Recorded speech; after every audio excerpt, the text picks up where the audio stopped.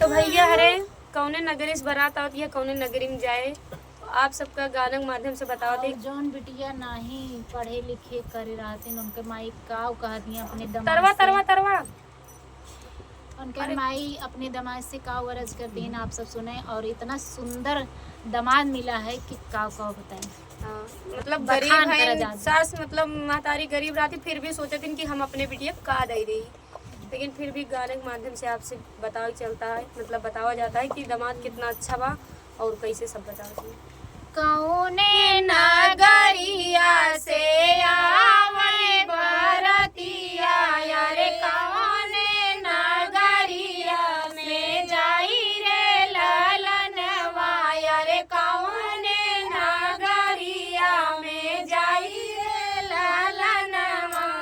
अवध नगरिया से आवे बरतिया यारे जनकपुर नगरिया में जाई रे ललनवा यारे जनकपुर नगरिया में जाई रे ललनवा उतरा से निकली है सासु हो कावन देई सासु हो कावन दे अरे सुना दुल्हे अरज हमार रे ललनवा अरे सुना दुल्हे अरज हमार रे ललनवा सिया किया तू ही दुल्हे हो से जिया पे सुतबा यार किया दुल्हे करबा भोजन रे ललनवा यार किया दुल्हे करबा भोजन रे ललनवा नाही हो सासु हम से जिया पे सुतबा यार से जिया पे सुतबा यार नाही हम करबै भोजन रे ललनवा यार नाही हम करबै भोजन रे ललनवा हम तो बियाह सासु तोहरी बिटियावा यार तोहरी बिटियावा यार कहीं बारे लाए बारात रे ललनवा यार ही बारे लाए बारात रे ललन नहीं हमारे घरे बेटा गेहुआ से चौरा यार गेहुआ से चौरा यार नहीं कौनो दे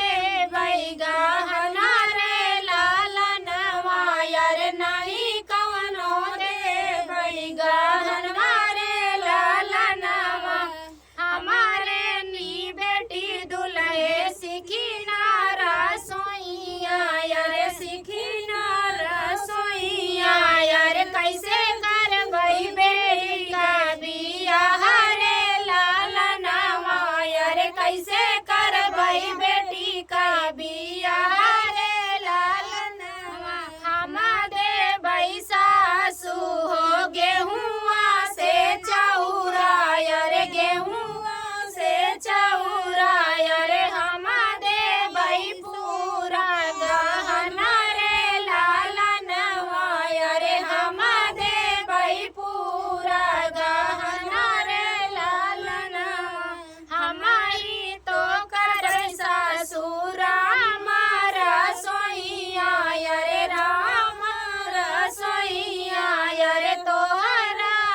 रखबै नन बीच रे ललनवा यार तोहरा बेटी रखबै नन बीच रे ललनवा यार तोरी बेटी रही है महलिया के बिचवा यार नहीं कौनो होई है तकलीफ रे ललनवा यार नहीं कौनो होई है तकलीफ रे ललनवा। तो ऐसा दामाद धन्य में भैया सबको मिले, चाहे 4 दिन बाद ही हाँ। मिले तो अच्छा मिले, एक नंबर के मिले ना तो ना मिले।